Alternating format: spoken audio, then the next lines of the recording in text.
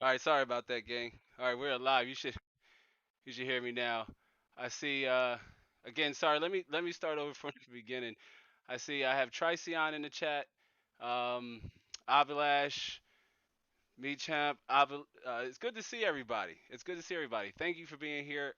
What I was saying before I didn't realize the mic was off is that this is the first Inside the Lab live stream, and I wanted to dedicate it to doing a mixture of a community chat and also walking you through the process of how to configure a $600 gaming PC. Now, with this PC, you'll be able to flex a little bit, right? So, normally when I get questions in the chat or I get questions off platform, $600 is usually a roundabout base that um, is about a good roundabout base that most of the friends in here in the community they ask me. They say, "Hey, Lab, hey Terrence, what's a good PC to build? I only have about $600." And I always ask them, "Well, is there a flex? Can you go up? Can you go down?"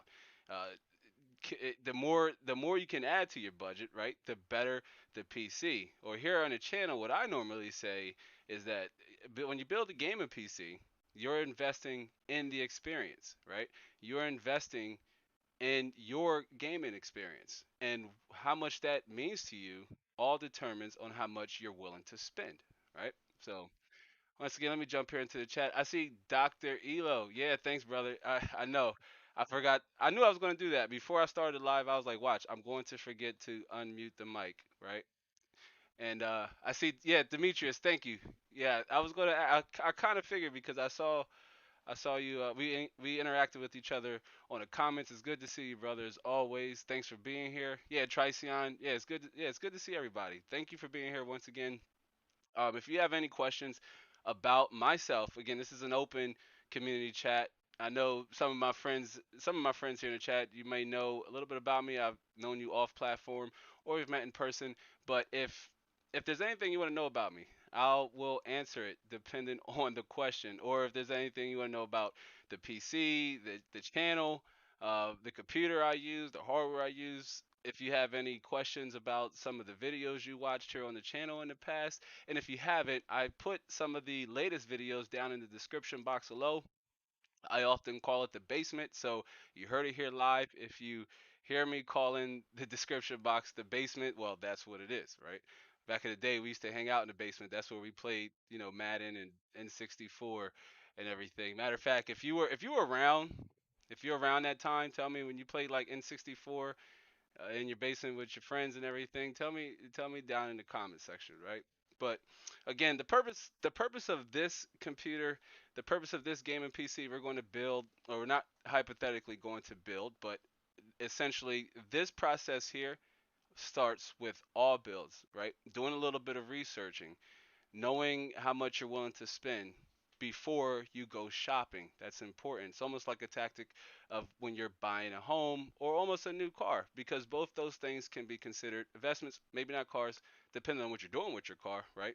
If you're like an Uber driver or a Lyft driver, you can make some coin from your car if it's reliable.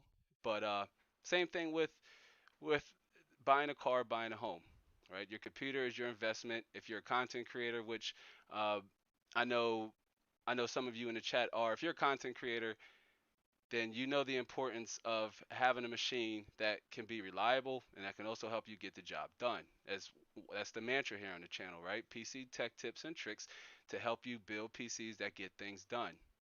So Abolish asked a question. He says, "Is $600 good enough?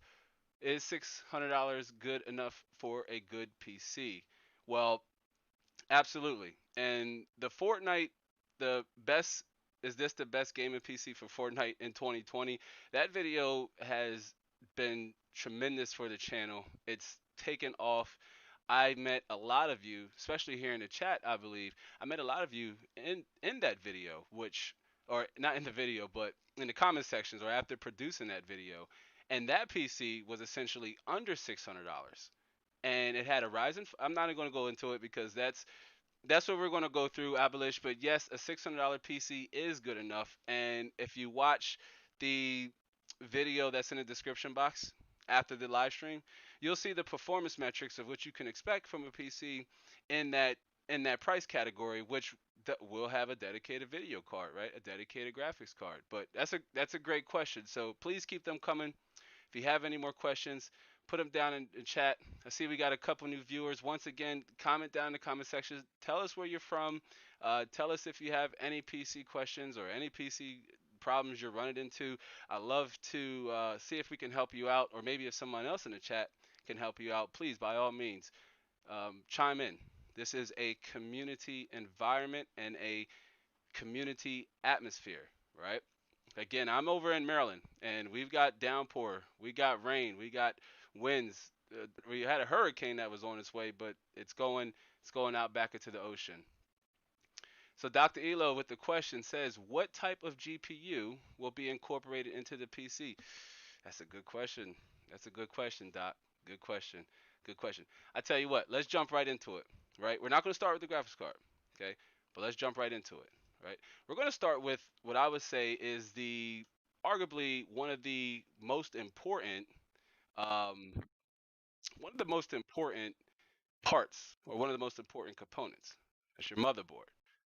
Tricion said, "What is your favorite game?" Well, ironically, isn't my favorite game isn't actually on PC. It's actually a PlayStation game called Legend of Dragoon, and I love Legend of Dragoon. Right? It's an RPG, right? It's a JRPG.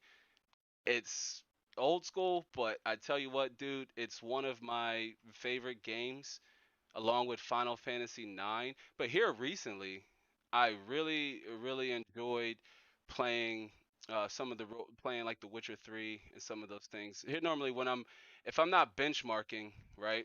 If I'm not benchmarking, Ivan, I'm recreationally playing games, or I'm either playing Fallout 76, which I've been playing a lot of, right? Fallout 76. It got a lot of flack, and it was well deserved. I'm not going to defend Bethesda and their launch of Fallout 76. In fact, I waited quite a while before buying it. In fact, I bought it a month before the Wastelanders DLC launch. That's actually when I bought the game.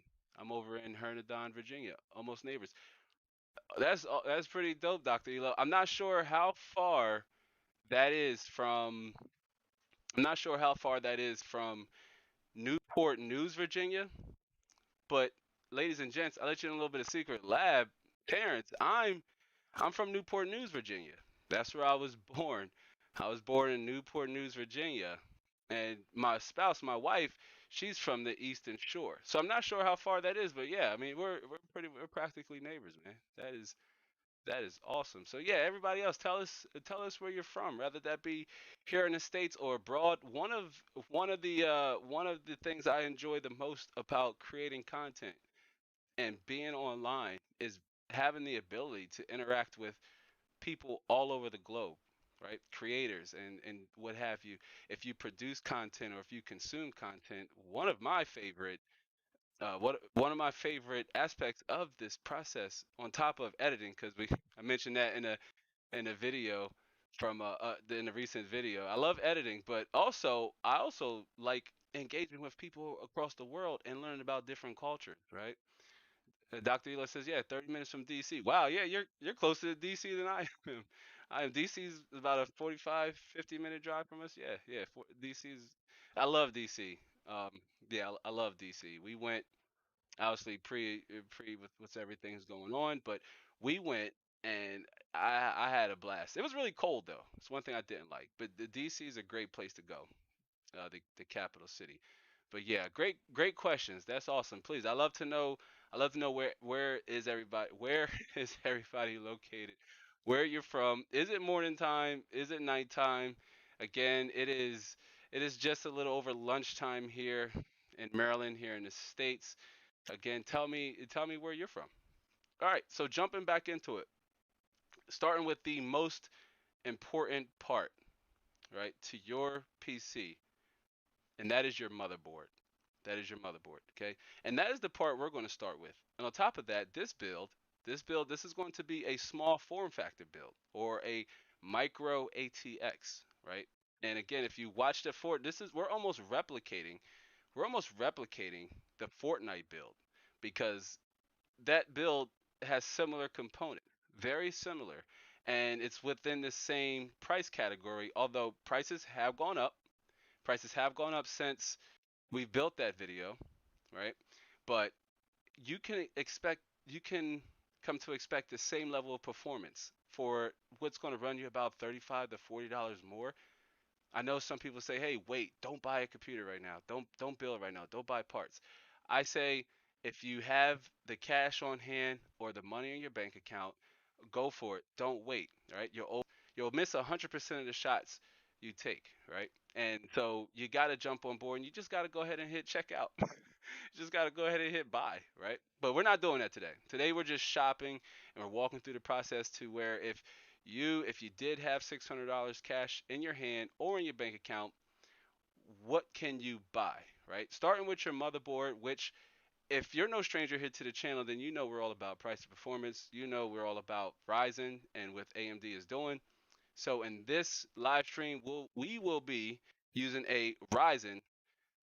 We'll be using the AM4 platform, right? We'll be using the AM4 platform and a micro ATX motherboard. Now you can go with B550 or B450. We're going with B450 because, ladies and gentlemen, don't sleep on the B450s, the lineup, their quality, and some of the features, and actually some of the features in their BIOS. Like, right, I was shocked when I used this motherboard here in the Fortnite video, the B450 DS3H, and the BIOS was incredibly intuitive. Like, I absolutely love Gigabyte's BIOS. So sticking with our price point, again, we're trying to stay under $600. We're staying under $600. And so the motherboard we are going to go with is the Gigabyte B450 D3 DS8 DS3H, right? I'm going to add it. Let's go in a little bit further. See some of the features, right? Some of the one of the most important things to look at first of all when you're looking at a small form factor motherboard is how are the VRMs, right? What do you have any additional features? Say, for example, this motherboard supports an M.2. So if that is something you wanted to upgrade or add to your system and add to the cost, you can. This right here, this socket right here, we have 4 DIMM slots, which some come with 2, right? 8-pin EPS CPU connector. This motherboard incredibly uh, you can this motherboard is just incredible, right? You can run to up to a 16 core 3950X if you wanted to upgrade still on this motherboard. This is what we're going with today. The Gigabyte B450 DS3H. Okay, it's a micro ATX motherboard. Dr. Elo says, I have an MSI B450 Tomahawk and it's awesome. Yes, yes, I love the Tomahawk, Brandon. And Samson, it's good to see you, man. I've really enjoyed interacting with you in the comment section here in the last past couple weeks. And Samson says, well, it seems my internet for the day ran out, so it's going to take a few hours to refresh. It's currently running at 64 kilobits per second. Dang, these ISPs are such a ripoff. They say it's unlimited, but no. I'm having this problem with my mobile carrier who is it just feels like they're leeching my mobile data. I went through a gigabyte of data in one day, and all I do is really maybe watch 1 or 2 videos or listen to podcast videos to and through from running essential errands. But yeah, that sucks, bro. I'm going to be here for as long as humanly possible. I'd love for you to stay, hang out, come back. Um, yeah, it's good to see you though. Either way, it's good to see you. All right, moving right along. Let's jump over to our CPU. Okay, and again, we're at $72.98. Most of the parts that we're going to pick out here today, I'm going to try and make sure that they all are available on Prime. Why? Because Amazon usually has some of the lowest guaranteed prices possible. You can buy from Newegg. They are a little pricey. The best practice would be go into your local micro center if you are fortunate enough to have one in your area or you can. I highly recommend going to micro center. They're not sponsors of the channel whatsoever, but it's just an awesome place to go, and you can find some really low prices. The downside and how they make up for that is that micro center doesn't ship, they only do in-store pickup, buy online and pick up. But highly recommend you go to highly recommend you go to your local micro center. You can get your part together, right? The most of their sales representatives in micro center are extremely helpful and just great to talk to. But you can go there with your printed list or on your phone, say, hey, here's my list. Here's other parts I want to buy.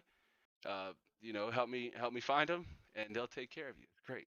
All right. So, but moving along to our motherboard, and let's jump over to RAM. Why is RAM important? Well, RAM is important because you want to make sure you check your motherboard's QVL. This is something we practice, and this is something we preach here on the channel a lot, right? Is you want to literally search for your motherboard's QVL.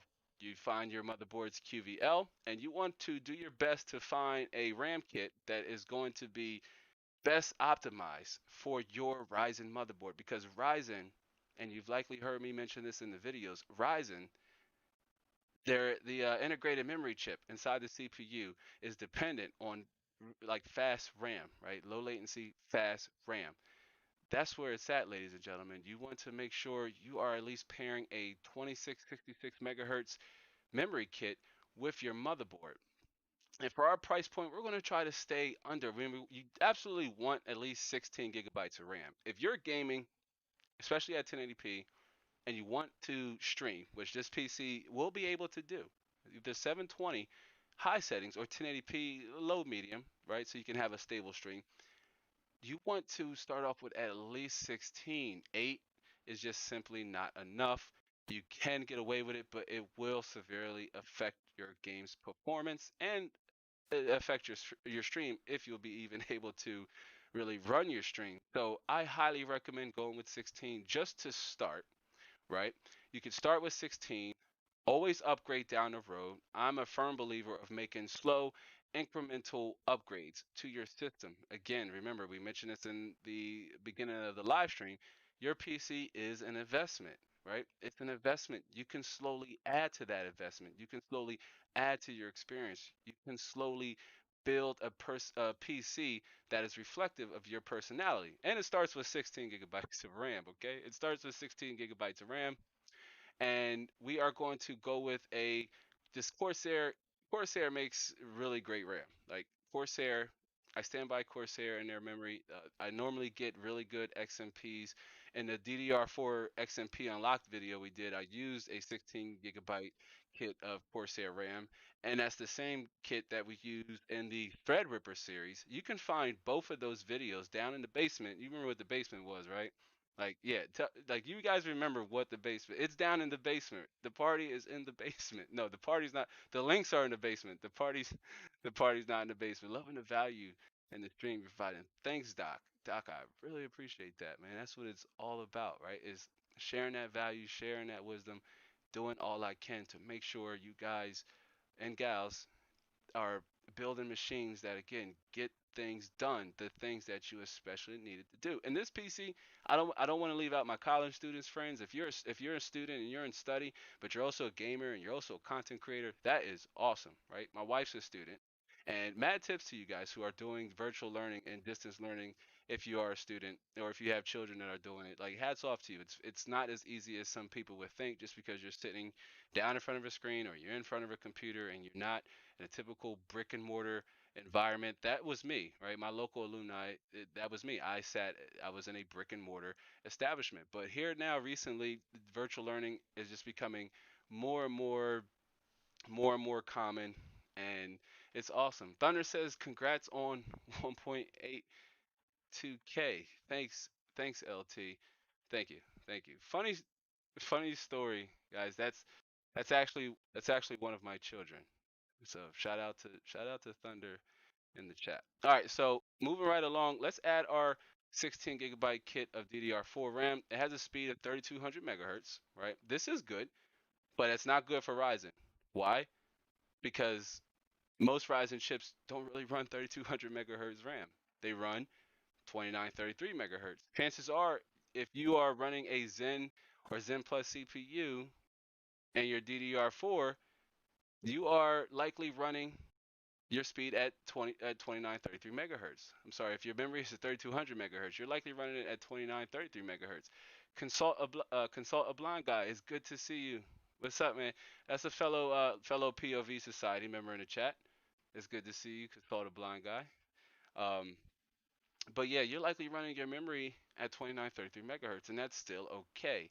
That's okay. It's better than 2133 megahertz. If you watch the DDR4 XMP unlocked video, again, that's down in the basement. If you watch that video, you'll see the difference in performance that you get from jumping from 2133 megahertz to 2933 megahertz, even 2666 megahertz. That was the sweet spot. That was the sweet spot in our benchmarks. 2666.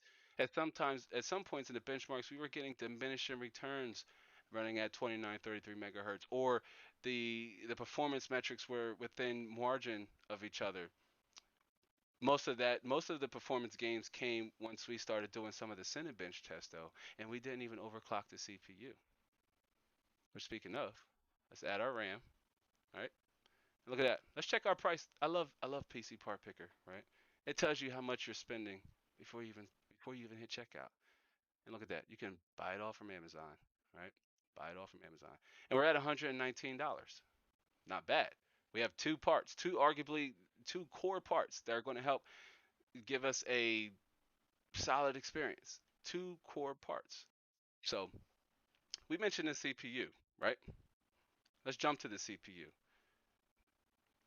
Here we go. Now, we're on a B450.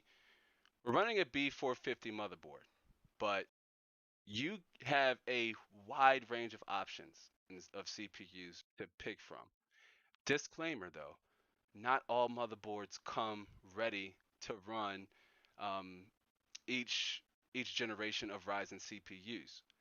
Most do, most don't. There are some rare instances, and I've heard rare cases of yeah. Dr. Elo says, hey, yeah, Andrew, is PO society in the house, POV society is in the house. Yes, yes. If you're a content creator, message me after the stream. Hit me up on Twitter at Inside the Lab YT and ask me all about it. Okay, you're gonna want to join this society. It's really dope. It's really dope. But you have a wide range of CPUs to choose from. All you likely need to do is update the BIOS on the motherboard. This can be a fairly simple, easy task for you. Unfortunately, you will need a CPU. You will need a CPU to update the BIOS. So it gets a little tricky. Consult the Blind Guy says, I'm using the Asus ROG Zephyrus G15. It's a laptop. Awesome. Awesome. Awesome. Yeah, I need to get me a good laptop. I need to go mobile with the creation workflow. I know there's not a lot of things open, but once I'm more of a fall guy anyway, and I love working outside and just editing and just being outside. Kinda, kinda. No, I'm an introvert through and through, through and through. That's awesome though, Consult a Blind Guy. Do you tell us in the chat if you do any gaming on it and how does it perform? Yeah, tell us if you do any gaming on it. But on this platform, you have a wide range of options. Again, the mantra here is start with what you have now. Don't worry about, oh, I want a 3700X. I want a 3800X. I need an 8 core. I need a 16 core. I need a 12 core. I need this. I need that. Start with what you have now. If all you have is $600, that's what we are building for. That is what we are building with. We are building with that $600. We're not going to go over that, right? If need be. If you can, you can. But let's say today you wanted to buy these parts.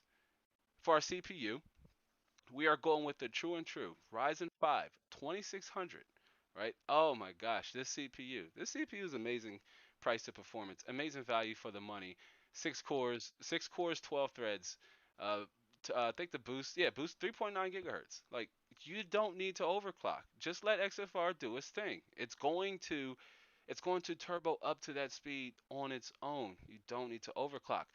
But you know we're all about overclocking here. Full disclaimer, like I said in the video, I know it's not for everybody, but I enjoy overclocking. Hashtag overclock in the chat. If you overclock your hardware, I mentioned this in the video. I really want to know. I really want to know if you guys overclock or if you want me to do more overclocking tutorials. I do have some ideas down in the pipeline. But with this CPU, you don't need to overclock it, right? Good cool, and it comes with a CPU cooler, and we're going to get there. It comes with everything you need. Destiny 2, Animal. Dr. Elo says he plays Destiny 2, Animal Crossing, and Minecraft Dungeons. Oh, awesome, awesome. Destiny 2 looks amazing on. I Mic on. Mic but on. I haven't streamed it, oh, but I've played it at 3440 by 1440p, Mic on. and it's it's a beautiful game. Sorry, it's a beautiful game. I got caught up of thinking about the graphics, but it's a great game, and I haven't played Animal Crossing because uh, I haven't knuckled down and bought a Nintendo Switch. Although my family, we all agree. I mean, we all play PCs here for the most part, but we all agree. And Nintendo Switch is the console to have. It's a great console. And Minecraft, I love Minecraft. I can't, you know, craft and remember all the recipes, but I love the concept of it. Like I love the concept of it. And Dr. Elo says yes, overclock. Yes, yeah. We're going to do more. We're definitely going to do more, especially a little bit of teaser, but especially when. So Mic on. all right, back into the tutorial. Let's get back shocking. So yeah, our Ryzen 5. We're going to Ryzen 5 2600. If you have any questions about this CPU, please let me know in the chat. I'll be glad to answer. But look at the price, right? Look at the price, $138 rounded up, and it's on Prime. Our memory isn't, but that's okay. You can likely find this memory kit on Amazon, no problem at all. But look at the price, $138 six-core, 12-thread CPU. Mic on. Mic on. Intel sixth generation level IPC. Like it's an incredible CPU value for the money. You can stream on it. You can stream with on a 4-core 8-thread CPU, but the two extra cores in the Ryzen 5 2600 case Mic maintain on. a much better experience, right? Because all the blind guy says my gaming is on the PS3. Hey man, you got to use what you got. Do what you got to Mic do. on. About Mic is on. enjoying the experience, right? And if you enjoy playing on that, then that's what it's all about. What games do you play on the PS3? I'm curious. Tell us. I had bought a PS3 just to play Final Fantasy VII a while back, a couple years back, and I unfortunately never even installed it. I bought it from the PlayStation Store, and it just I don't even know what happened to the PlayStation 3. But PlayStation 3 was one of my favorite consoles. So, all right, jumping back into our build, a couple things I want to point out. One, our costs. We have barely broken halfway of our budget at 256.88. We're almost halfway there, and we have three of our most important parts. So if we were building this PC right now in the lab, I take the motherboard. Of course, we'd start with the motherboard. Open the motherboard up, put the lever back. Motherboard's out. Motherboard's ready to Mic CPU. on. CPU. Unbox the CPU. Everybody's favorite part. Mic on. Take the CPU out. Mic Insert it. on. Install it into the motherboard. Take our RAM. Mic on. Install our RAM into the motherboard. Mic on. Arguably Mic on. one of the most important processes of the build, and we have it done. Mic on. CPU, RAM. Another thing I want to point out too, PC Part Picker has an excellent estimate wattage tool. We'll talk about that more during this live stream. But it has an estimated wattage tool, and right now we're at 139 watts. That's something else Ryzen really has to offer on this platform, in that it's incredible power draw. It's incredibly low, and this CPU is a 65 watt CPU, and I'm willing to bet that even overclocked, it's still not even breaking 100 watts. But that is something we're going to test because, again, you saw um, in our 1650 Super benchmark video that we have my favorite tool, the Coolman Watt Meter. You know it. All right. Consulted Blind Guy says he plays Battlefield series, Gran Turismo series, and GTA series. Over 80 games. Wow. I love playing. I loved Bad Company. If you remember Battlefield, Bad. 'Cause Mic on. Mic on. Mic on. it was kind of like on the Mic Battlefield on. games. And yeah, Gran Turismo. Gran Turismo is awesome. It's over 80 games. Wow. All right. I'm assuming you told us. You told us some of your favorite ones then. Yeah. All right. So moving along. Again, we're at $256. Three of the main components out of what? Seven? Each computer has about seven main parts you need to buy, ladies and gentlemen. Remember that. Seven main parts of the computer you need to buy to make it essentially a complete system. And we have three of them. So jumping down, okay, let's jump down to our case. Case is important. Why? Because if we were building and I wanted to test this system, well, here I stand corrected. Here normally you'll see. Yeah, I love. Yeah, Bad Company was awesome. Some of my videos, you'll notice that I will test the parts before I install them in the case. That's good Mic practice, on. especially if you have bought used components or used parts or parts you're not too sure about. But if all your components are brand new, you likely don't have to do this unless you made a mistake along the build, along the way. It's just good. It's the best, better, good, better, best practice, right? It's better. It's best to test your hardware before you get it in a case, especially if you're doing a full extensive build and you got a lot of sleeves, a lot of cables, a lot of fans. You want to make sure that the motherboard's not DOA, that you didn't bend any CPU pins installing the CPU, that the RAM. You want to make sure everything is working, at least that you can get into the BIOS, and the BIOS will recognize. Um, and the BIOS will recognize the all the parts, right? It recognizes the CPU, it recognizes your storage, it recognizes all of those things. Salt the Blind Guy says, since POV conference, I haven't played, been focused on content and building my brand. Yeah, yeah. I totally resonate with that. I schedule my gaming sessions because when I benchmark it, when you guys see the benchmark footage, that is not me recreationally playing. I don't jump into a Fortnite match and say, all right, let me get some dubs. No, I jump into a Fortnite match and try to recreate the worst case, best case for you, and that's with any game, even Warzone, right? Warzone, I play much better when I'm not benchmarking, obviously. But all right, Pleb YT says I have a GTX 710 and it is doo doo. Hey, if it works, because it's not doo doo, my friend. I mentioned this earlier. You got to use what you got, right? No excuses, no excuses. But that GTX 710, do you play? What games do you play, Pleb? Tell us. Tell us what games do you play. All right. So we're moving along. Let's jump down to our case, right? Now, case case determines case, in my opinion, is one of your case, your chassis. That's one of the core parts that helps identify your personality with your computer. Everybody, I'm using the Corsair 570, the all glass case. A lot of other builders have used this case. We all don't have the same parts, right? Some have custom sleeves and what have you, but we all don't have the same parts, right? I customized it. I made it look like me, and I love it. And you can do the same thing with your case. This case that I'm only recommending, I want you to remember about two things about it, because this can be said for any case you pick.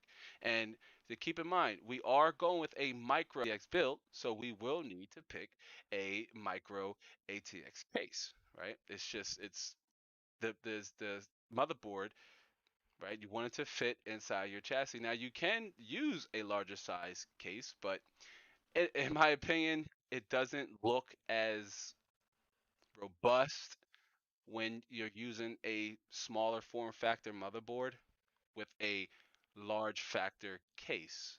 But that's an opinion statement. You can do it. I've seen it. And no shade. Says he plays Minecraft and he should play Fortnite, okay, and Minecraft, but I have to stream. All right, got any recommendations for PC games to check out? Saving up for a GTX 16 Super. Yeah, yeah, okay. The 1660 Super, great graphics card. I want to get my hands on one. I want to get my hands on one so we can test, right? So we can get some. Let's see what those performance numbers are like. All right, so shopping for our case, and again we're looking for a micro ATX case. While we're shopping, right? If I was in Micro Center, first of all, when I went to Micro Center my first time, I maybe spent hour,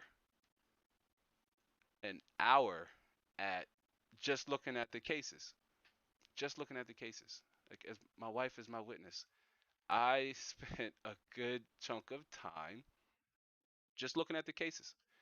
They had some that were out on the shelf, and just being able to touch and interact and feel the quality, feel the glass was amazing. They also had some builds, some systems that were on as well, but yeah. And I tell you what, we're gonna look at Cooler Master. I love Cooler Master cases. Cooler Master really has some nice two-tone monochromatic like aesthetics to their cases. Most of them come with glass panels. Again, the Fortnite video we built, that had a Corsair case, the Masterbox Q300L, right here. And I tell you what, that wasn't the case that I originally had in mind, but let's go for it. Let's go for it. I, Pleb says I don't really need to upgrade my CPU, but I would like to because OPS is CPU heavy. It has a Ryzen 3. Yeah, it is. It is. And again, if you're on an AM4 platform, this CPU, the Ryzen 5 2600, you should consider it. It's an amazing CPU. You can check out some of the video, right? Again, that's the description box, and you will see that you get some pretty good frames. Get some pretty good frames in that game. All right, but let's add the master box. Full disclaimer about this case. If you saw in that video when I built that case, and you saw in the buildage that installing the PSU is incredibly tricky in this case. It's weird, it's awkward. I like it and I don't like it all at the same time, if that makes sense. I think it's a great looking case, small, uh, good airflow in the front, but the power supply unit gets mounted inside the case. Inside the case. It's mounted. I will put my hand on the screen, but it's mounted inside the case. You put that in actually mounted in the front. And when I first took everything out and opened it, and I was looking, I'm like, okay, okay, and this is different. And having your PSU in the front, it's okay. But the biggest, and maybe it's not really an inconvenience to you, right? And I even this to the person we shipped it to. You just have to take the glass panel or the acrylic panel off to turn the power supply on and off when you're done. Minor inconvenience, but if you want to if you're like me, I like having my panel on. Helps keep the dust out and those things, and just it's better to look at it that way. I like leaving my panel on, and so if you want to turn off your computer, you have to take the panel off. It could be a little confusing, not confusing, but maybe a little annoying, but some minor inconvenience, especially some of the other things you get with the case. I mean, it looks great, super easy to build in. I like that the bottom of the case underneath the GPU, there's nothing there. It's it has USB. I'll tell you what, let's go right into take a look at its headers. All right, that's important. It's important to know what headers you have available on your case and on your motherboard in this case, right here. So USB 3.2 Gen 1 header. That's good. I mean, this is going to be good for your peripherals, microphone, those things. Um, Fits mini and micro ATX motherboards. Now, mini ITX, that's a whole nother game, whole nother level, but we're going to do a video on it. We're going to cover because I like big cases. I like big builds. But here recently, I've come to respect the smaller stuff. And we have a we have a build project coming. I'm gonna give you a little teaser because you're all here on the live. Let me give you a little teaser. We are going to do a new build series on a small form factor case, right? We're going to do a new build series, and it's going to be a small form factor. I tell you the name of the build, but it might give it away. It might give it away. But all right. Pleb says, yeah, I'm thinking I'm going to save for Ryzen 9 because I'm trying to switch to PC gaming and I stream, so it's easier to stream and play on PC. Yes, it is. It is much easier to stream and play on PC. Totally agree. You can do it on a console. And here recently I tweeted that consoles have a purpose, but PCs have character. Part of that character is its ability to stream and game, and just to game and just high fidelity, high graphics. I respect refresh rates, but man, I am a graphic monger. I like good graphics.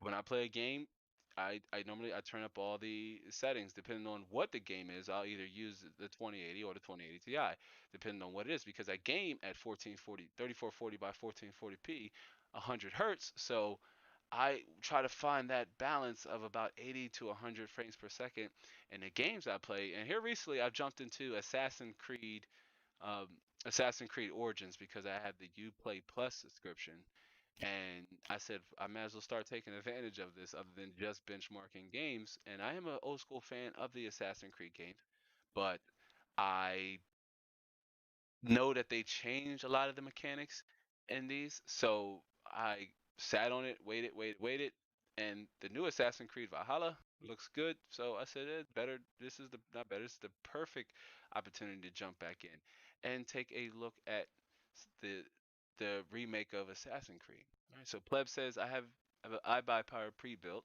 I got it on purpose because it was only $300, but I just needed to upgrade GPU and CPU. Not bad. That's not bad at all. All right, so let's move right along.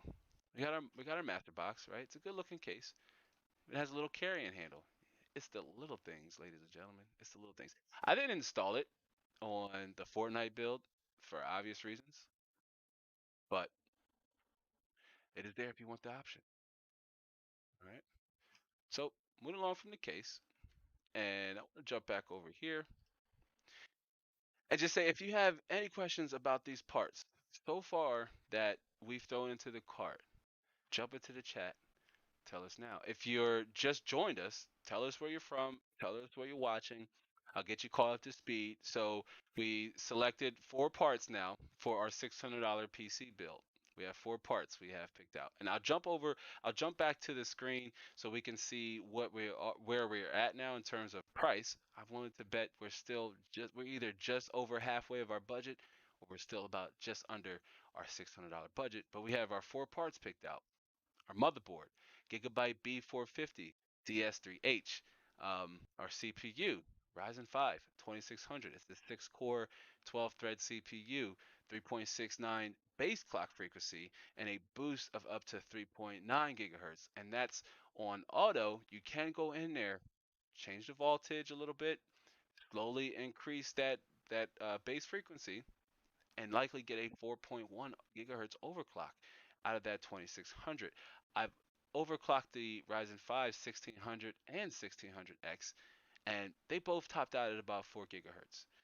They both topped out at about 4 gigahertz. Most of all of Ryzen topped out at about first Zen 1 or Zen topped out at about 4 gigahertz, but Zen Plus, which is the 2600, because Zen 2 was the 3000 and up series, but Zen Plus, which the CPU we're using now, is a Ryzen 5 2600. And our memory, we have a 16 gigabyte kit of Corsair RAM.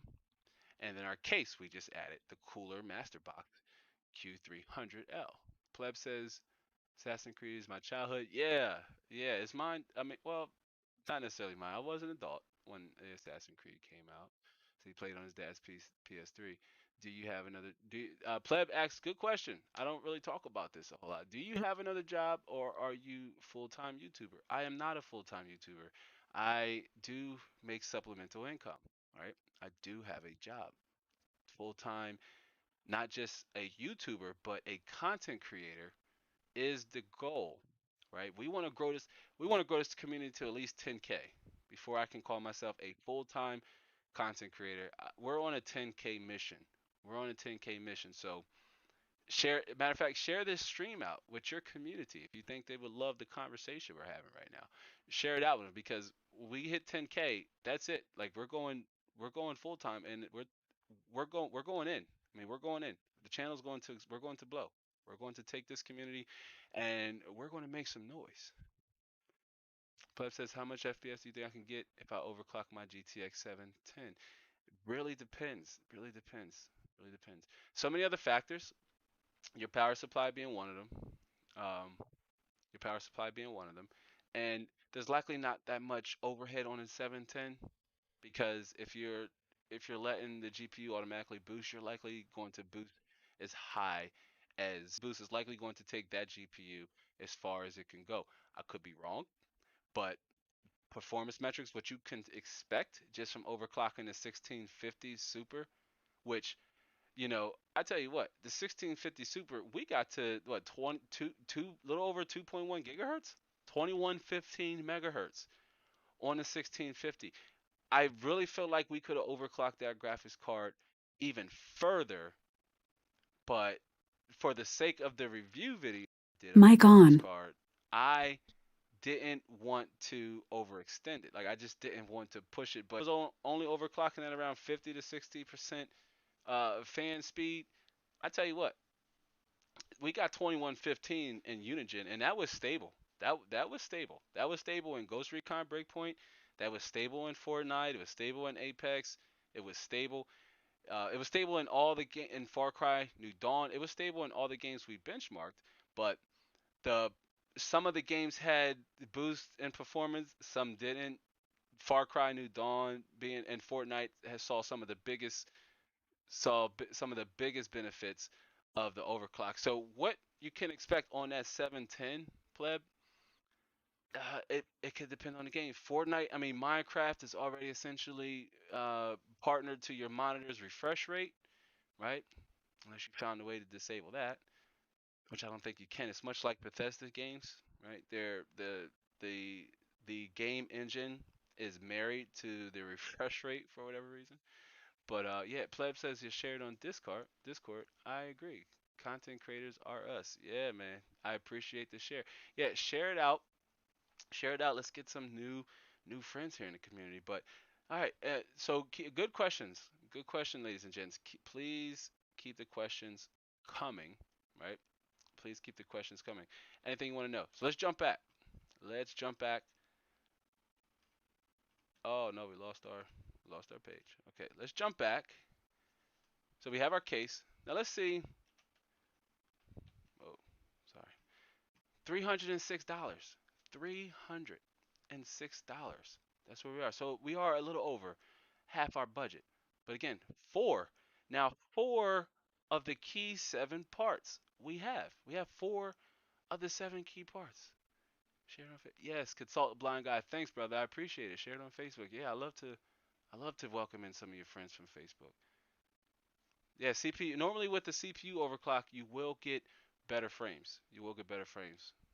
You will get better frames. That's because the GPU does have a lot of work to do. You want to see as high as possible GPU utilization, but with most games, most of the process still starts with the CPU, right? When you're talking complicated calculations and algorithmic math and algebra, all those things are processed on the CPU first. So the the faster the CPU can do that, the more frames it'd be able to render and shoot back to the GPU. I love overclocking. I actually like overclocking CPUs more than GPUs, but CPU overclocking running into the B sides, man, it takes so much time. I know in the videos you guys see it's like, oh, it looks like Lab is just knocking the overclocks out, but I don't document the blue screens. I don't document the B sides. I can't. I should now, but we will. Another teaser, another plan in the pipeline. We will be doing live overclocking tutorials too, ladies and gents. So be sure to definitely stick around for that. We are going to overclock. We will be overclocking live. Consult a blind guy has a question. He says, if you had to pick between PC or Mac, what's your choice and why? Brother, that is going to be a definitive PC. Uh, and that is because, much like Android, although Apple arguably makes the better build quality phone, in my opinion, Google Android provides the better ecosystem and operating system as far as being able to, again, add personality to your device. And that's why I would hands down go with PC.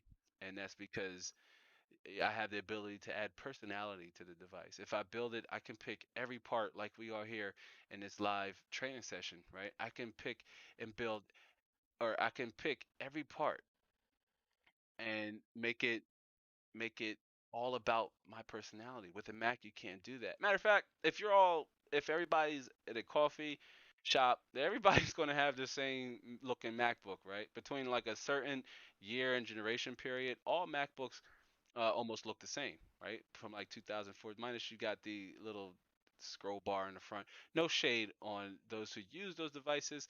I actually like writing, and I do most of my writing on Apple devices. Like I have an iPad and things like that, and a Mac Mini.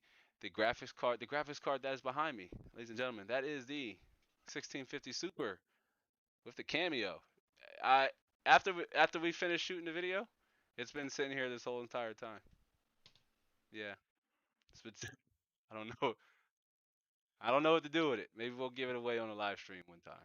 I don't know. I don't know what to do with it. We'll do more videos. We'll do more tests with it. We'll do more tests with it. And so love it. Consult Bar says love it. Yeah, man. So it's good times. It's good times. But yeah, that is the 1650 Super. I tell you what. Let's speaking of graphics cards. Dun dun dun. We're going to the video card. Arguably the most important, the most beloved component to any build. The graphics card. The graphics card. Speaking of the 1650 Super, right? Speaking of the 1650 Super, sorry, forgot to jump back to the training scene. All right, you guys are back with me. Pleb says, "Can you do a GPU giveaway?" We will. We will. Not today. Not today. We just we just gave away. I gave away an RX 560 that you know I did a review. It did a review on, and I didn't want it sitting around collecting dust. Now this is sitting around collecting dust. The 2080 Ti is downstairs collecting dust. I don't know. There's dust being collected on these parts. Let's. We're going to have to do something with them. We are. We're going to do some live overclocking and some other things. But loving the live stream, brother. Yeah, consult the blind guy. Believe it or not, this is my first. This is our first YouTube live stream here on the Inside the Lab channel. This is our first YouTube live stream. I mean, I've gone live over on Twitch, but never in this capacity. Never in this. We had, I was playing games, so it made it easy. But yeah, moving along. You should do 100% do another. Yeah, we're going to do weekly live streams.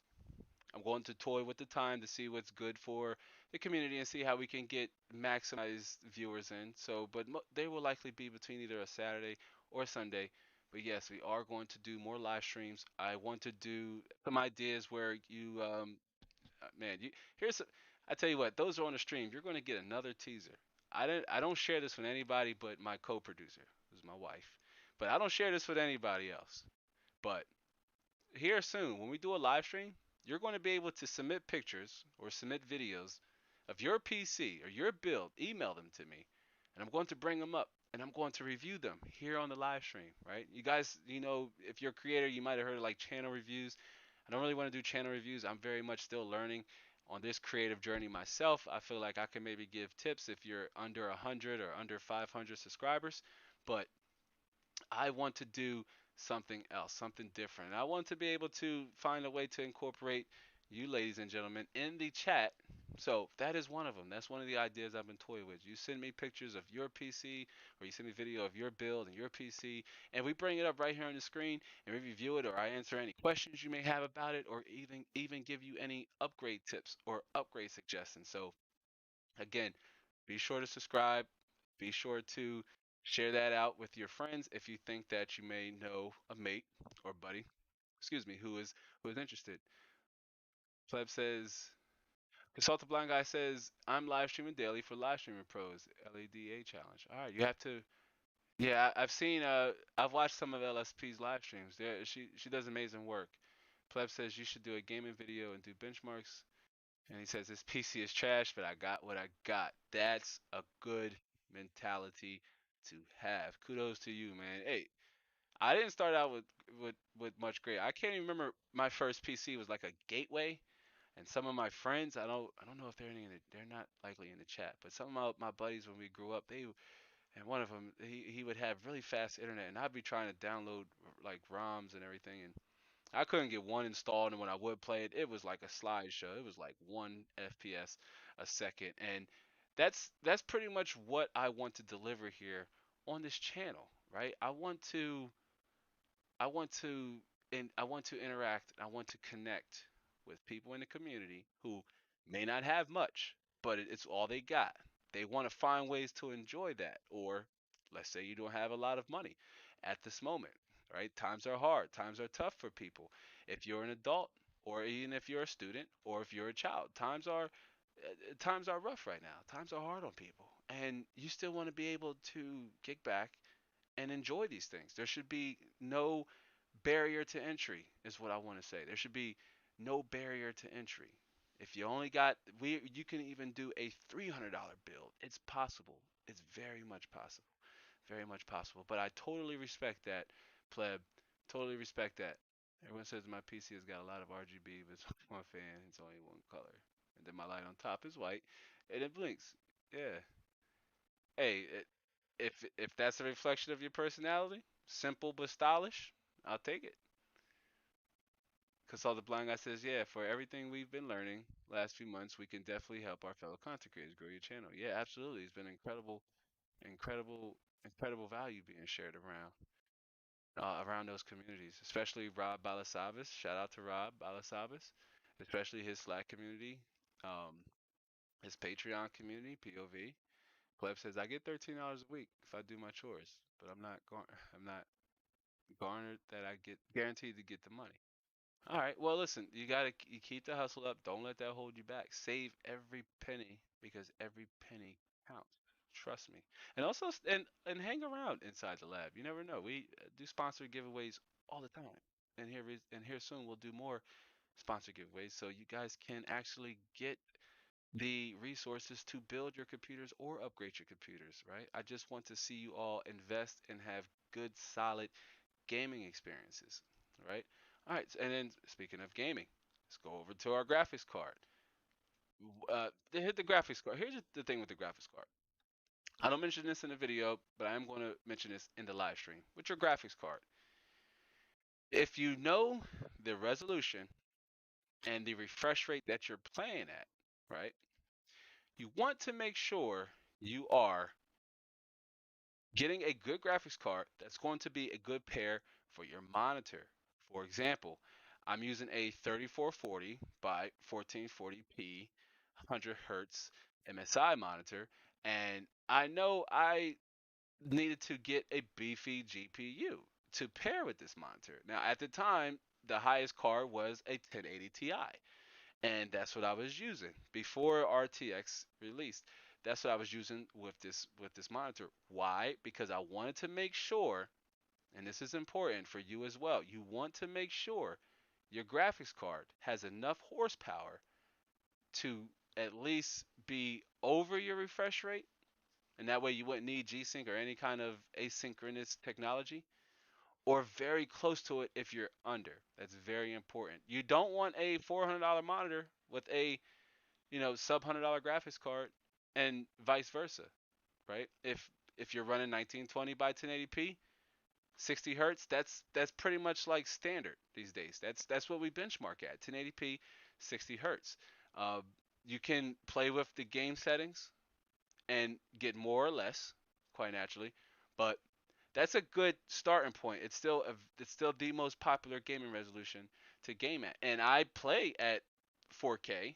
Right, I have a 4K monitor in the lower portion of the lab. I love 4K. I more so like playing ultra wide on my 3440 by 1440p monitor. But having when you're playing at 4K, some games do look breathtaking, do look amazing. The first time I played games like RE7 in 4K, Dying Light in 4K was amazing. Like, wow, that game looked really good. It ran smoother though at 1440 100 hertz, but at 4K 60 frames per like 60 hertz, it was awesome.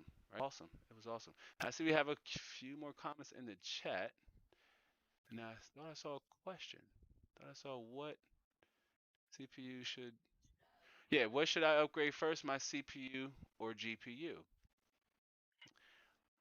Again, this depends on the game and the monitor you play at. But going back in To going back to the games you did share with us, said Minecraft, I believe, and help us remember the other one, Pleb. But it really depends on the games you play. Now, almost certainly, upgrading your graphics card is likely going to give you the immediate biggest boost in performance, so long as you don't introduce a bottleneck in your parts, right? So long as you don't introduce a scenario where your GPU is going to be working harder than the CPU. Some bottlenecks are okay. There's almost always a bottleneck in games like GTA 5. Why? Because GTA 5 is a CPU dependent game. It relies on having uh, a good amount of CPU utilization available, and then it'll push the graphics second because it boils down to math. The engine is trying to calculate the buildings, the people, the weather, the speed, the car, all that, all of the autonomous behavior of game assets. The CPU is calculating all those things. So the CPU is going to work harder first. But again, it depends on your it depends on your situation. I almost certainly guarantee. Oh well, yeah. If it says Fortnite, Fortnite is a problem. Um, what settings and resolution do you play at, Pleb? Do share. Do share. I would almost certainly recommend you start with the GPU. Okay, if you can afford, you start with what you can afford to upgrade. So it really boils down to how much money do you have available, right? If you can't afford the CPU, get the GPU. Really depends on how much you have to spend. If you have a $200 budget on a GP, a $200 upgrade budget, right? That's not enough to really split between the two. I would recommend you get a GPU. Get a GPU. All right. Moving moving along into the training. But good questions, please. Keep them coming. Keep them coming. All right. Back into our training. So here we go. We're back. Speaking of GPU, perfect segue. No, that was bad. All right. This is back to the GPU. We're gonna go with the 1650 Super again, right here. Great. Sorry about that. Great build quality. Great card. Great performance. Overclocks well if you want it. MSI is not paying me to say this, ladies and gentlemen. In fact, I brought this graphics card with my own money to give you an honest review. No frills, honest upfront review. That is my goal as well. I want to give you guys in fact, I buy all my parts. Okay?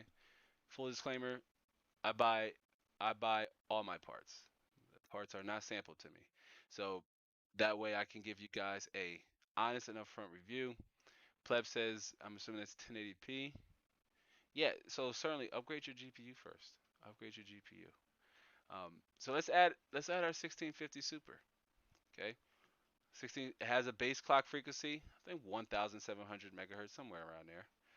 Boost of about 1900 or 18, so a boost frequency of about 1900 megahertz. And when I benchmarked it, it boosted all the way up to 19,035 megahertz, which I was like, okay, we got about 15. We got about 15 on top of what most Pascal cards boost to, and that's about 1920 megahertz.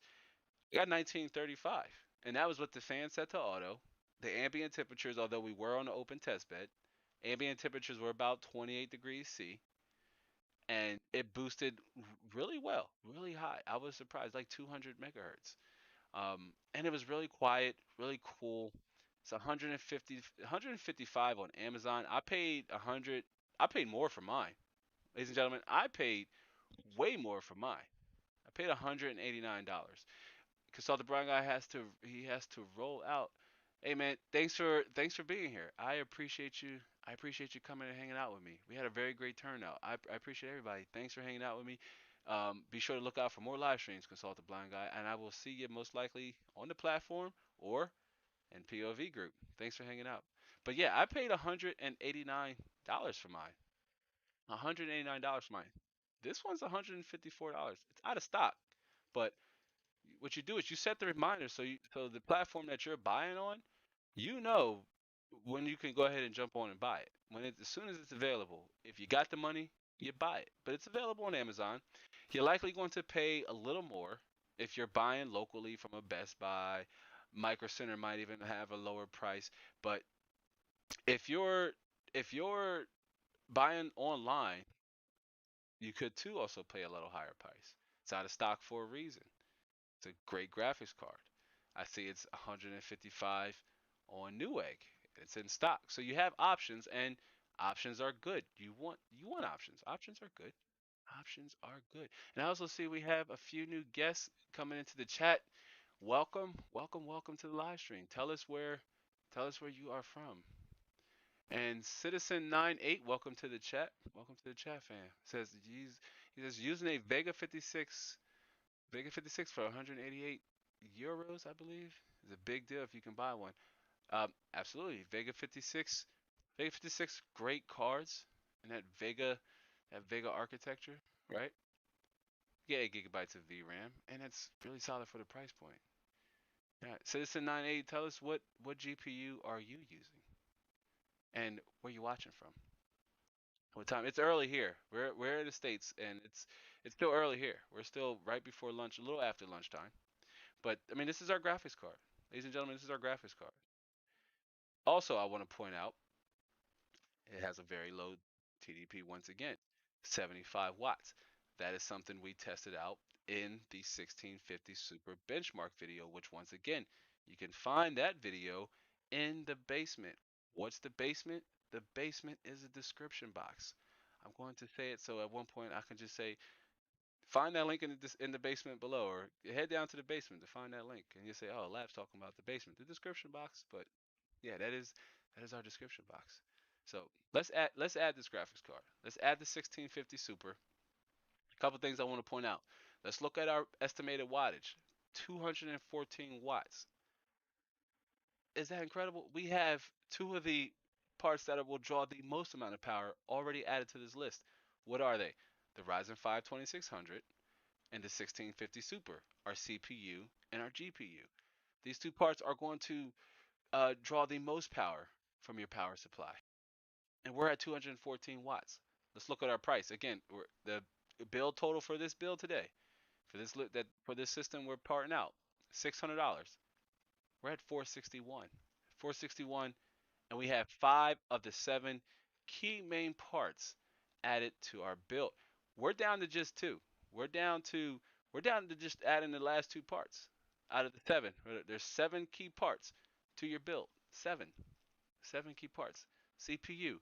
We have Ryzen 5 2600, 6-core 12-thread CPU, Gigabyte B450, DS3H, AM4 micro ATX motherboard, memory 16 gigabyte kit, 3200 megahertz CL16, Corsair, low profile memory, GTX MSI 1650 Super, Gaming X, and our case Cooler Master Master Box.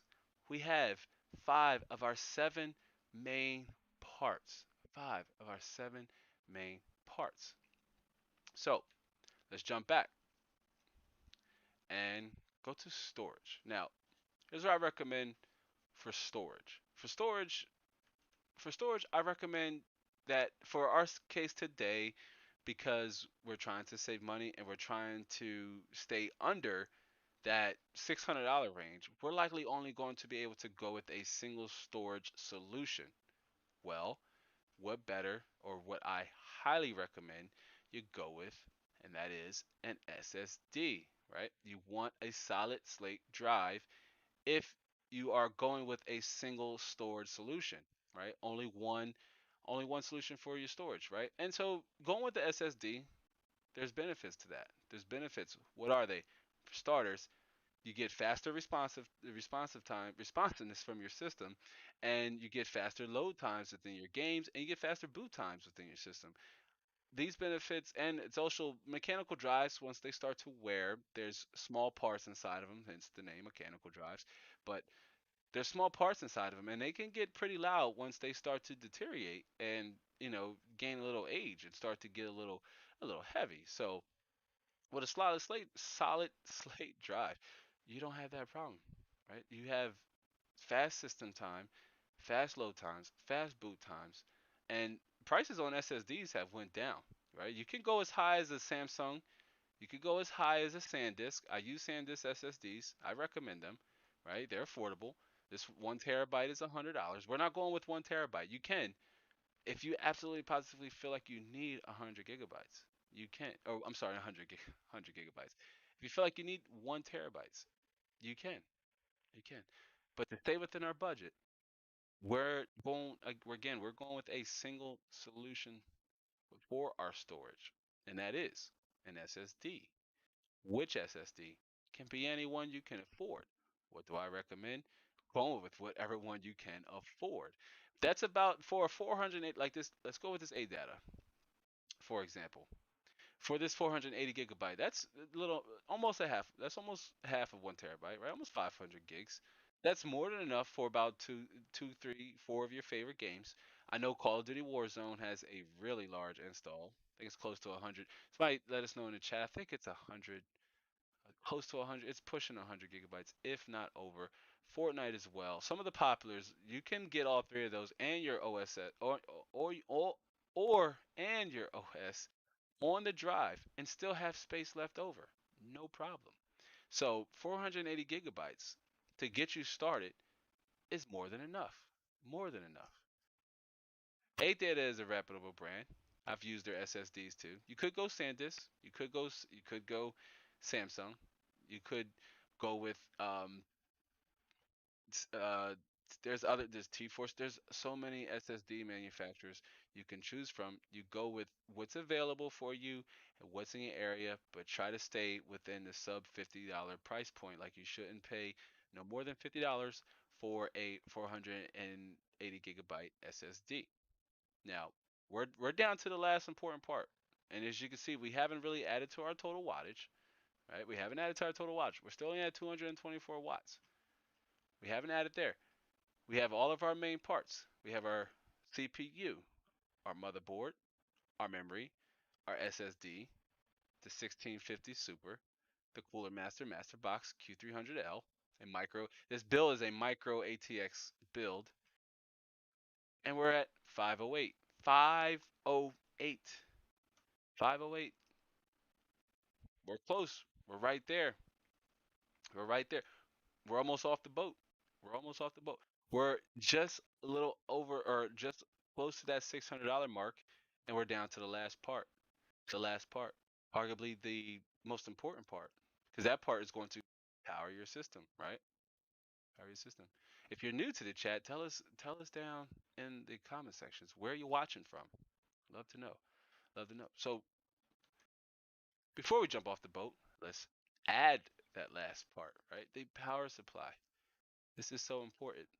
Few things to know about your power supply is one, PC Part Picker helps you estimate your wattage so you know which range you should be in for those parts you picked out. That's very important. It's actually right here, 6 parts, 224 watts, right? So you know you want to stay, at least give yourself about 100 to 150 watt cushion, especially if you're overclocking. If you saw in the 1650 Super video, again, that video, if you're watching on the replay, you can find that video down in the description box below, aka the basement. But there, you do gain a few extra watts when you're overclocking. So it's good to have to give yourself a little bit of headroom, to give yourself a little bit of headroom because you're also going to account for the efficiency rating of the power supply. And since we're looking at 224 watts, let's say hypothetically this system you may want to overclock. You may want to overclock your CPU and your GPU, or you may only want to overclock your GPU.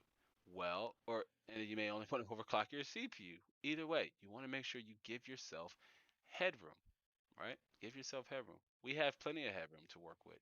224 watts is our max power draw, estimated max power draw, right? So, looking at our power supplies, I undoubtedly cannot recommend enough EVGA power supplies, Corsair power supplies. I use them, never had any issues. I knock on some wood, but I don't even feel like I need to. I just haven't had any issues with their power supplies. Super reliable. You can go modular or fully modular, and what that means is you'd be able to detach your cables. For example, here looking at this Seasonic power supply, this is a fully modular power supply, right? You can pick and choose which cables you need to use outside of the 24 pin and your CPU and any PCI, PCIe's connectors and peripherals you may have and SATA wires. You can pick, and that way this reduces the clutter in your system, and you can also use custom sleeves. We're not going fully modular though. We're not even going semi-modular, which is what the name entails, and that's you have a mixture of some wires are fixed and some aren't. We're not even going that route. Why? Because it would just add to the cost a little bit too much, and we don't need to, right? We don't need to. We can go with an EVGA, 450 watt power supply, 80 plus rated. Is it bronze? No, but you have a lot of headroom.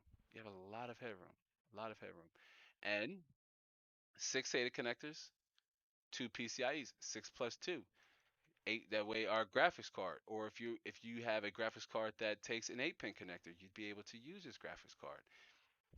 It's not fanless, which is okay. Again, it's not modular. That's okay too. Look at the price we're at. This is a $45 power supply. Not available on Amazon, which kind of sucks. So maybe let's see if we have another option. No. Okay.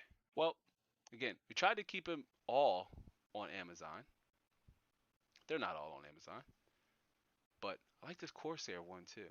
Made in 2015, but it's 80 plus bronze. What that means is you can expect to get at least 80% of the available maximum available power from this power supply unit. Okay, which is important. So you have between a range of about 400 to about 300. Math isn't my strong suit, but you have a lot of headroom with this power supply. And this is why it's important to use tools like PC Part Picker that helps you calculate your estimated wattage, so you know how much um, how much power draw the system is going to have. So you can buy it from places like Newegg, and you can buy it from Amazon. It's a little expensive. It's a little expensive on Amazon. Wow, 104 bucks. Okay, don't buy it on Amazon. Buy it on Newegg. But you have options. Again, you with this build, you have range of at least 60 to $100 range to pick your power supply because as we checked, we were at $508 total with our six parts, and we're down to the seventh and final part, the power supply. So we have about a $80 window, $80 to $90 window to pick our power supply, and that can come down to maybe you like the way the Cooler Master power supply, although 650 watts is overkill for the system. A good range to be in is about 450 to 550, right? Good. And I like this Corsair power supply, CX5, CXM550. This isn't actually one of my kids' computers. It's a reliable power supply. It's extremely quiet too. You'd be surprised um, at how important that is, right? To have a quiet system. And it's semi-modular. And it's available on Amazon. And it's only $84. Let's add it. Look at that. $593.84. Right? Let's go over our parts really quick. What do we have? Ryzen 5, 6 core, 12 thread CPU, $137. Incredible value for money there. Gigabyte B450M DS3H micro ATX motherboard. Incredible value there. Why? Because if you want to upgrade down the road to say a 3600, a 3800, or a 3900, a 3950, if you really wanted to, you can. No problem. BIOS update, of course, if it doesn't already have the BIOS code shipped from the manufacturer, just update the BIOS and you'll be good to go. But a Ryzen 5 2600 will serve you well for at least for the foreseeable future without any problems. And it comes with a CPU cooler. It's important to note that you will need to um, or you won't need to buy a CPU cooler. Why? Another bonus with the CPU. It comes shipped with a CPU cooler, the Wraith Stealth. It's an air cooler, but it's an incredible air cooler from AMD, and it looks, in my opinion, their stock coolers look pretty good, especially the ones with RGB. It's the one I use for our X470 test bed, and it's the one you've seen in some of the videos. So this in 9.8 says for that price you can buy gold PSUs here in Portugal. 650 watts, 750 watts, 75 pounds to 100 to euros. I'm sorry, euros. Wow, well, that's awesome. That's awesome, man. The prices right now they're just all over the place here in the states. They're just crazy all over the place. But I'm glad to see CPU prices, especially on Zen Plus, still in a respectable range. But the CPU comes with the cooler, right?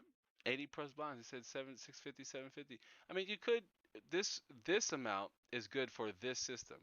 Now, if we had a higher draw, you probably could go with something for within that range, about 650 watts to 750 watts.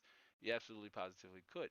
But for this system, and the fact that it's semi-modular too. If it wasn't semi-modular, if we went with one that was non-modular at all, it had no modularity with it, then it would be a little lower, somewhere like in the 50 50 to $60 price range. If this wasn't a modular power supply, or even if we dropped down to about 450 watts, um, we'd be $30. We'd pay even less, but this gives you headroom to say if you did want to upgrade to say a 1660 Super or even an RTX 2060.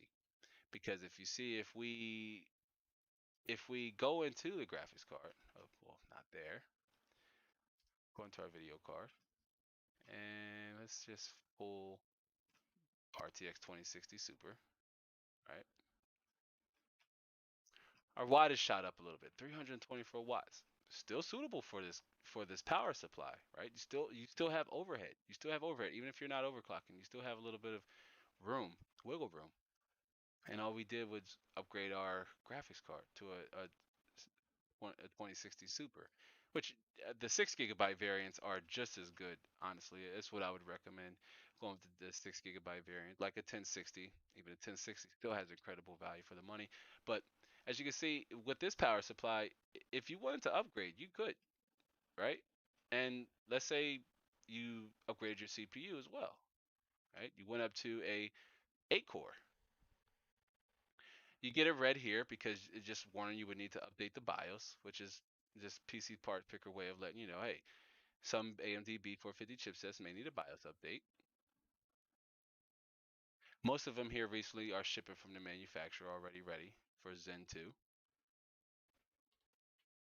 Cincinnati says, I know the prices, there are a lot, but here we get good deals every now and then. That's good. I, that's good to hear because I know I was talking to somebody else in Portugal that they, uh, they were dealing they had a similar problem where the 1650 Super didn't cost the same in their area. I believe they said it was about $250, which in my opinion, that's still good value for the money.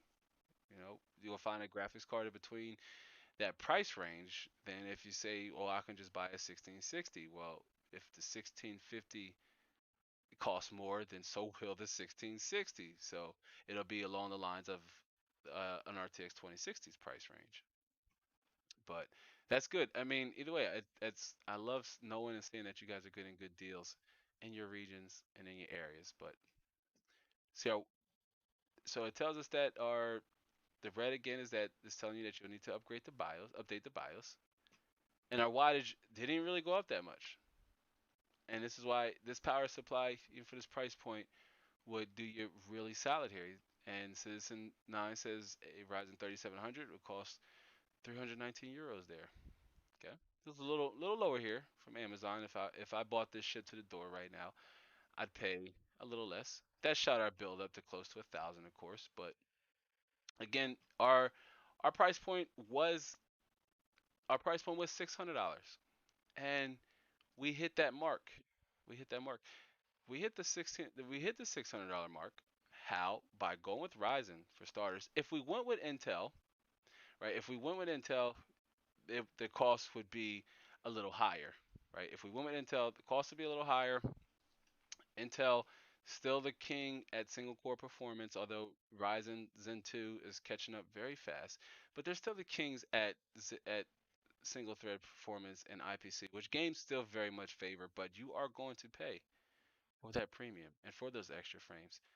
But again, if $600 is all you have in the bank, we're a little over, but that's because you can change a few things here and there. For example, the model card, it's a little high at B&H, but you can get under that that get back under that $600 mark for no problem.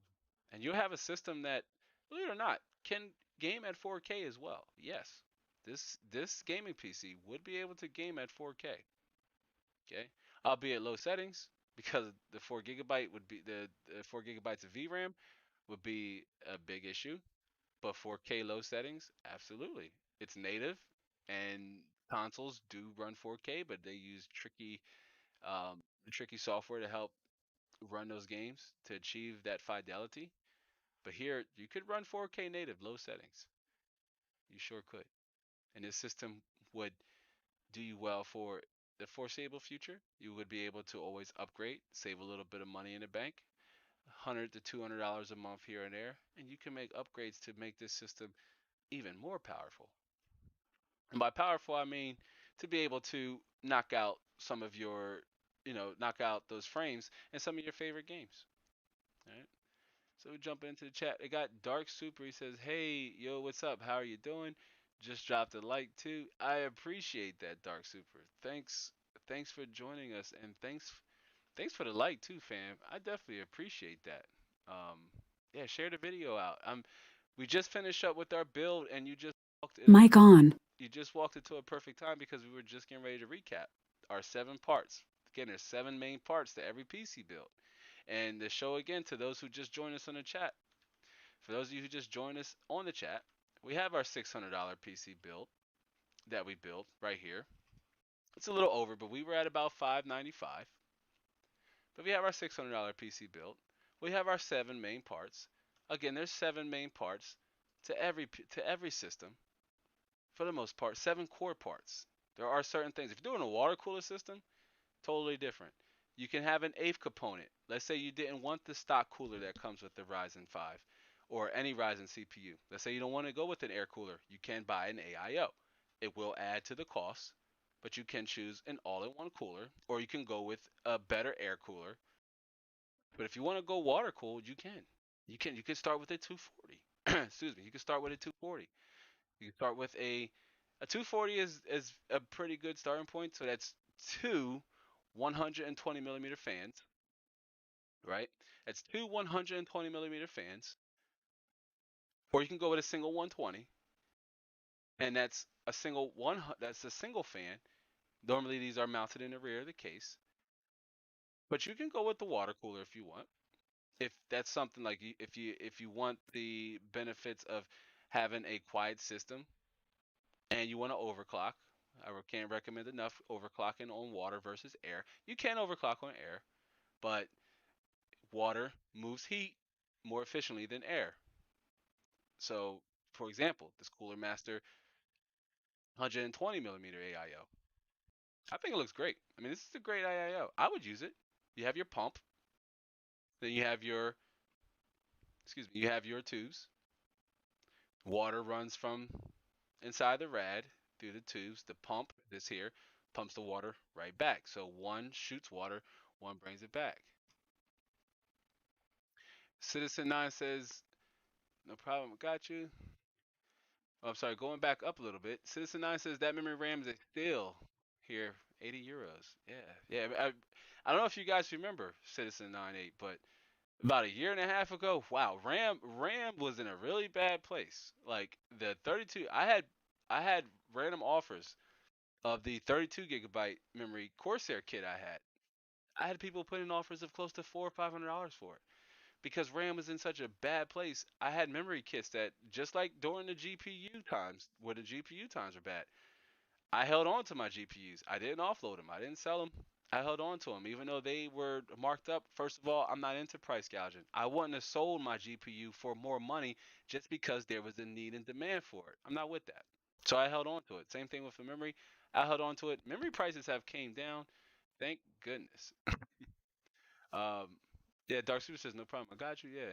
Says your builds are very cool for the price point. Thank you. That's something I appreciate that, man. That's something we're trying to expand. We're trying to keep it available for everybody. But if you do have, you know, a large amount of disposable income, or you do have a higher amount. Let's say you don't have $600 to work with. Let's say you have 1,200, and you want to build a premium system. You very much can upgrade some of these core parts we went with and make your build even more, again, more reflective of your personality, more frames, more FPS, uh, better looking aesthetics as well.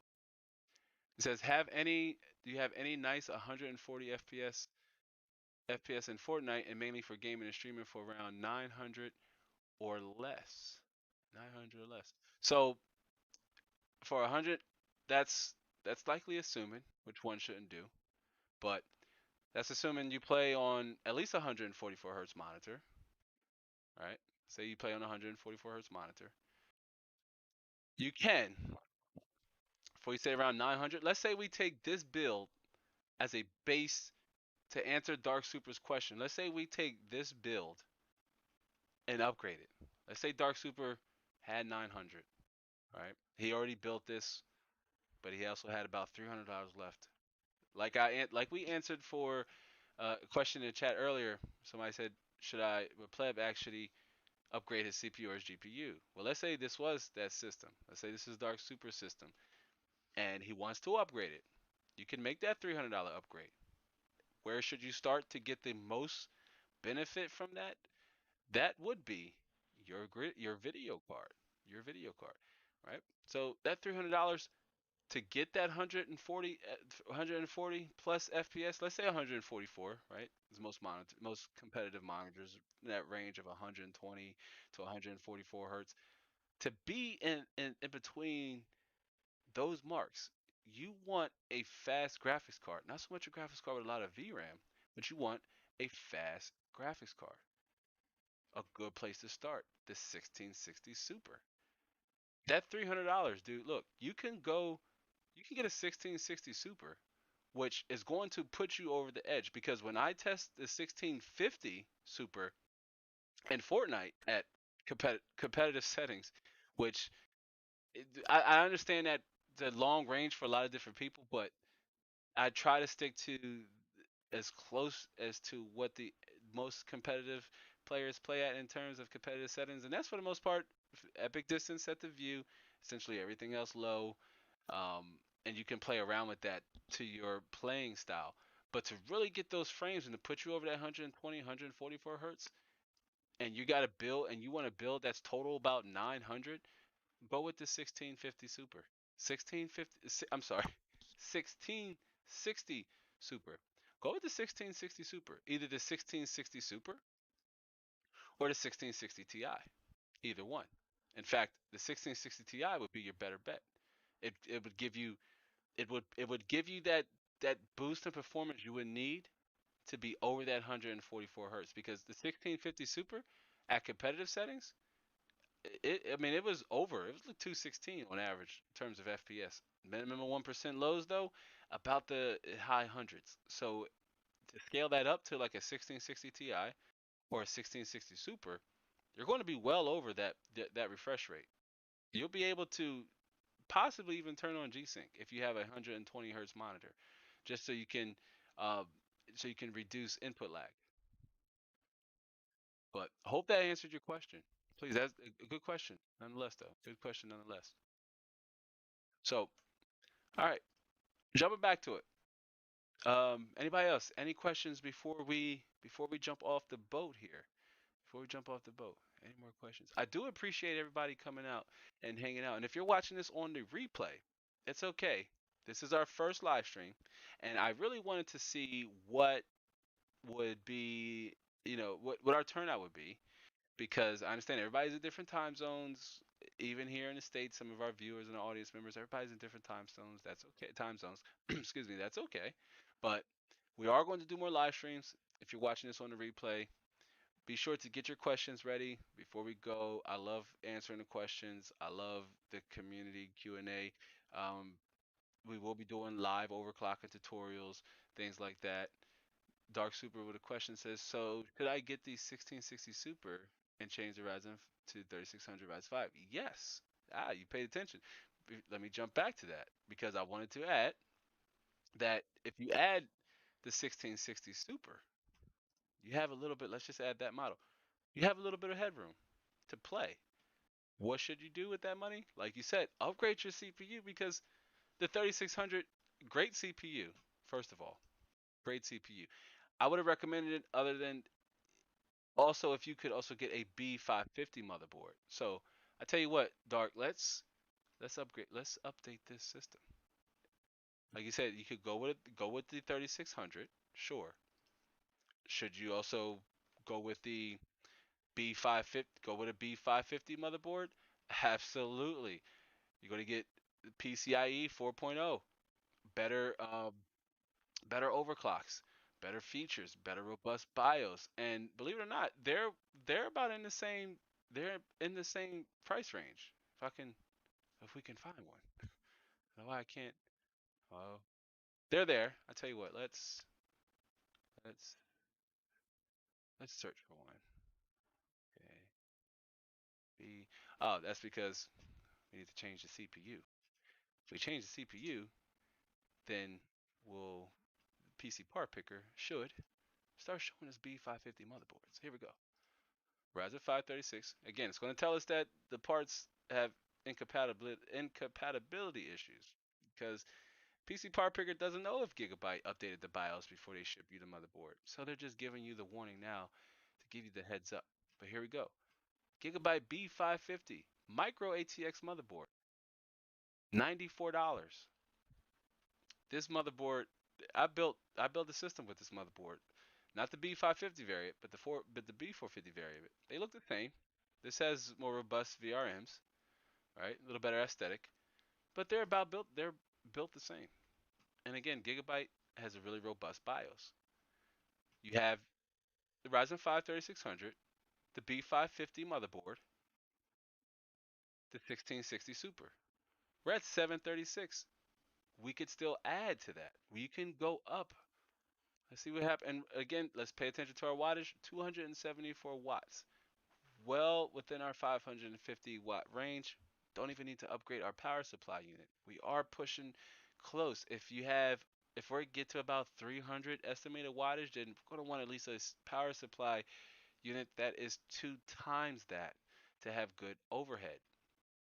But we do have room. We have wiggle room.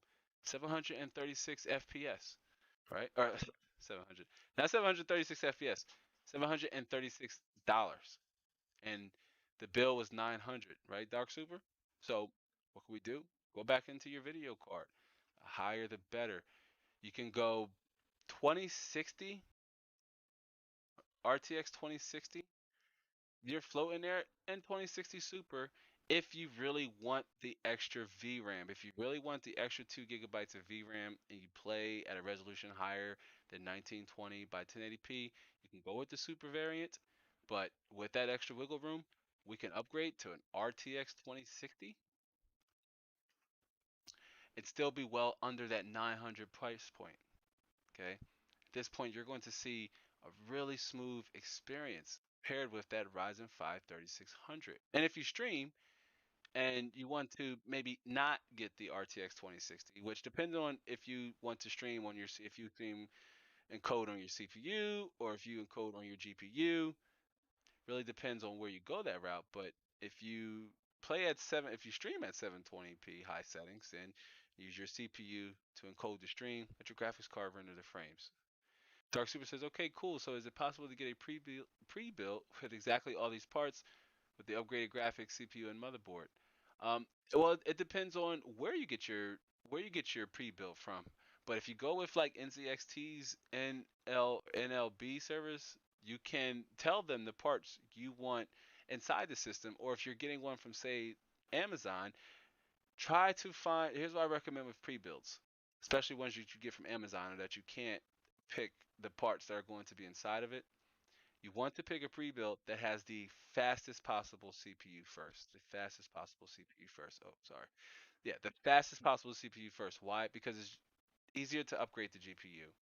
If you get your pre-built and the GPU isn't all that great, and you want to get more frames in your games, you can leave the CPU, you can leave the motherboard, the CPU platform intact, right? The memory, all those things, and just upgrade the graphics card. Just make sure the power supply unit that comes with the pre-built would have the right connectors for whatever GPU you may want to upgrade in the future. For example, if that's an 8-pin 1650 or a 6-pin 1650 Super or an 8-pin 2060, you want to make sure it has at least a 6 plus 2 connector, and and so you won't run into any problems. But yeah, you should be with so Dark Super says with the Ryzen 5 3600 upgraded motherboard and the upgraded graphics card, will it be this price?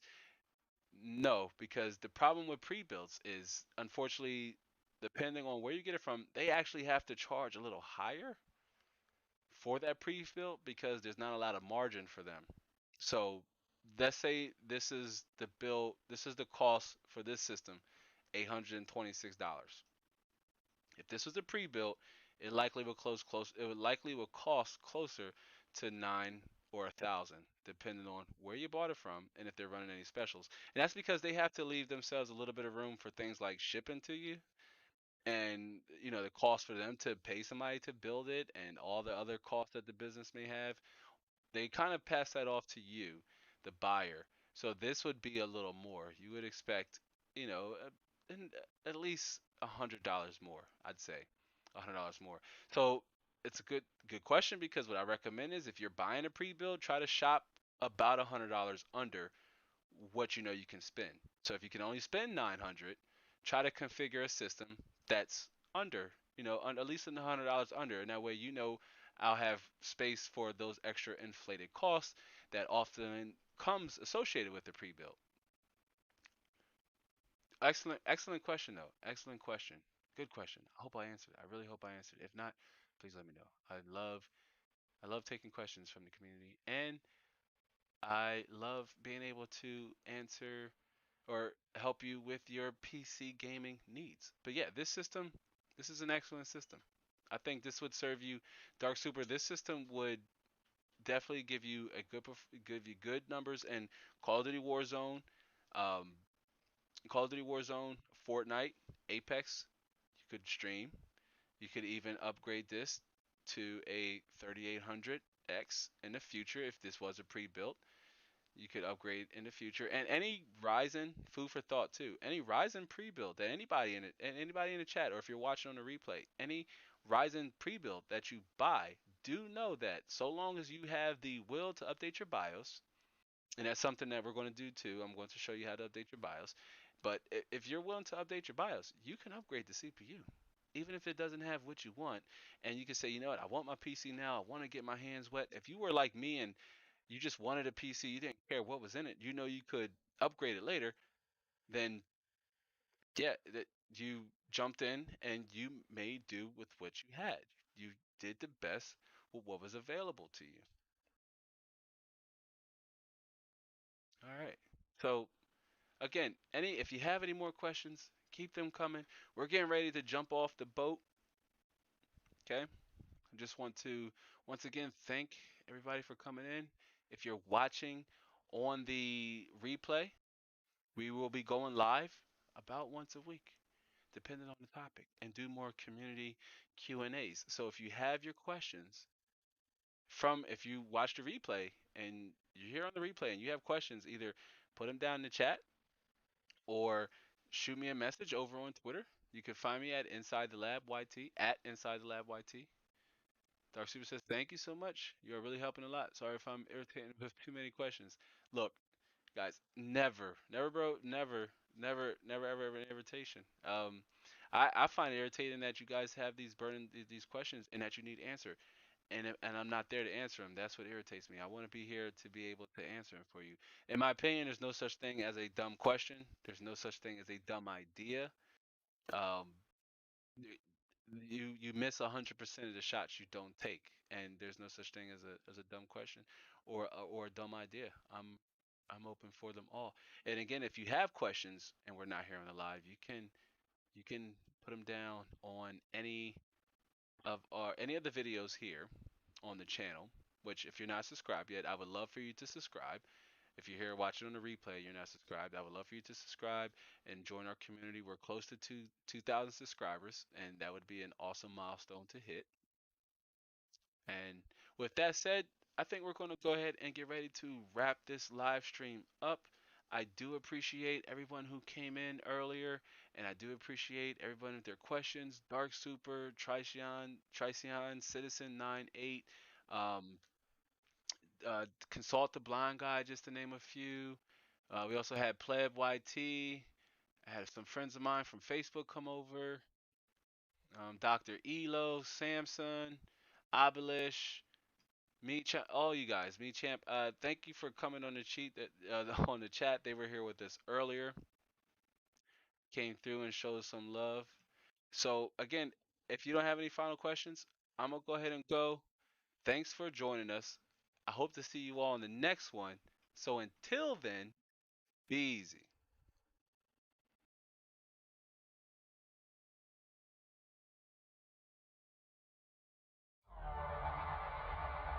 Mic off.